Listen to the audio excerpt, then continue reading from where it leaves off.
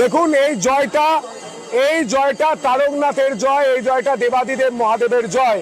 আমি শিব ভক্ত হিসাবে এটুকু বলতে পারি, এই জয়টা আমি সমর্পিত করতে এসেছি, আমি ভাগ করে নিতে এসেছি মহাদেবের সঙ্গে। আজকে আমি ওনার কাছে গিয়েছিলাম বেলপাতা দিয়ে এবং তুলসী দিয়ে, কিন্তু পুজো হয়েছে।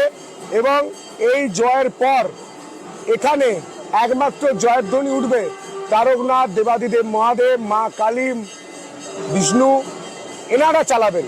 আমি কেউ নই, আমি উপলক্ষ। আমি দর্শন করব, যা নির্দেশ দেবেন তাই করব।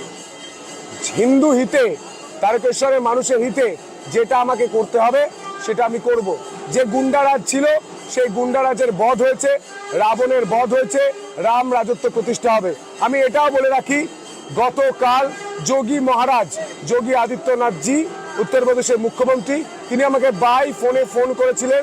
তিনি বলেছেন যে আমি জানতাম তুমি জিতবে, আমি সেদিনে দেখেই বুঝেছিলাম যে তোমার মধ্যে যে ভাবনা আছে, যে ভালোবাসা আছে, মহাদেব তোমায় ফেরাবে না। জিতেছো, গুন্ডারাজ দমন করে ভালোভাবে কাজ করো। আমি আসব বিজয় উৎসবে। বিজয় উৎসবে যোগী আদিত্যনাথজি আসবেন বলেছেন, সময় হলে অবশ্যই আসবেন।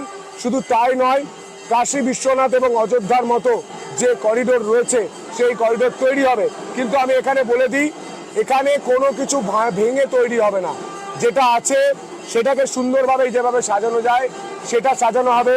আমাদের পাশে খোলা মাঠ আছে, প্রয়োজনে আমরা সেই খোলা মাঠ নেব, সেখানে যা তৈরি করার করব। কিন্তু এখানে যা রয়েছে সেগুলো আমরা কথা বলে যা নির্দেশ দেবেন, এনারা যা নির্দেশ দেবেন, বাবা যা পথ প্রদর্শক দেবে, সেই অনুযায়ী কাজ হবে।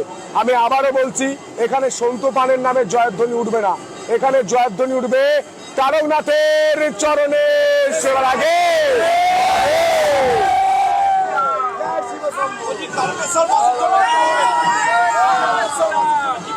তারকেশ্বরবাসীকে বলবো, ভাই 5 বছরের জন্য সুযোগ চেয়েছিল, 5 বছর দিয়েছেন। শান্ত থাকুন, ভালোভাবে থাকুন। যেখানে কোনো অসুবিধা হবে সরাসরি ভাইয়ের কাছে আসুন, ভাই সঙ্গে রয়েছে। কারণ দেবাদিদেব মহাদেবের আশীর্বাদ ভাইয়ের মাথায় রয়েছে।